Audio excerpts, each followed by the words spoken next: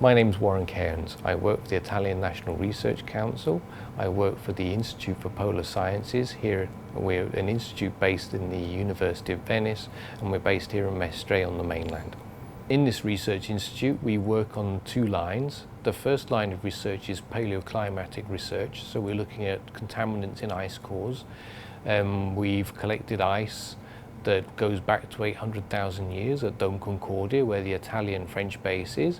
We're going to be collecting more ice in the future that goes back to 1 million years, which we hope is a time when the orbit of the Earth was similar to as it is now, so we can get an idea of what the climate was like in the past. The second phase, the second line of research that we have, is looking at exchanges of pollutants on a much shorter time scale. I look at the exchanges of mercury between the snowpack and the air in Antarctica to see exchanges and the sources and sinks of mercury, because we think Antarctica is a sink for mercury during the winter and is a source of mercury in the summer. So we get large depositions and emissions of mercury from the snowpack, but depending on the season. So before going to Antarctica, we have to make sure everything is highly clean. So we make sure we don't contaminate the samples as we're taking them.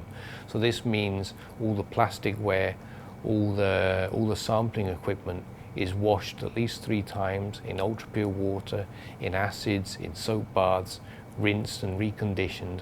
So we're sure that the sampling equipment is completely free of the trace contaminants that we're looking for in the field. We have a Chorus 1 Complete and a Chorus 1 Analytic.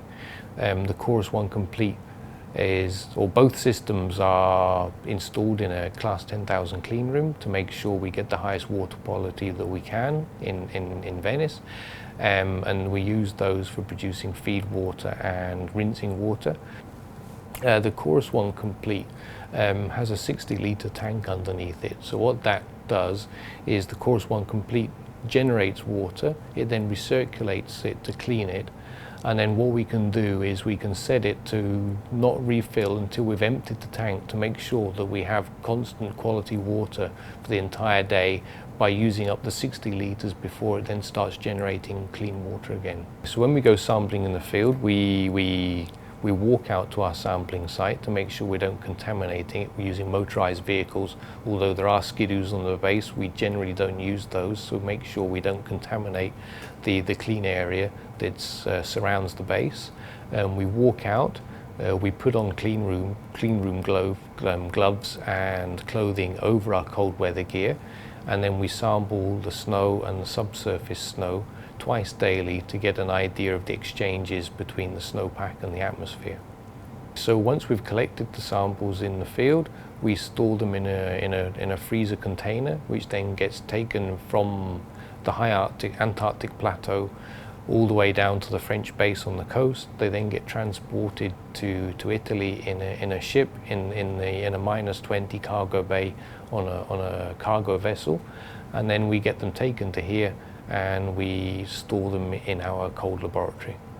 So when we're ready for sample analysis, once we've cleaned the instrument enough to make sure that it's clean enough for analysis of samples from Antarctica, we take the samples out of the clean laboratory, we take them into the class 1000 clean room, which is behind the one where we produce the clean water, and in there we've got a class 100 laminar flow hood where we place the samples and they gradually melt.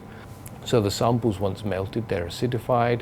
We take them to the inductively coupled plasma mass spectrometer, where we measure for mercury plus other ancillary ions like sodium, potassium, that are markers for whether an air mass has come from the sea or whether it has come from the interior of the continent.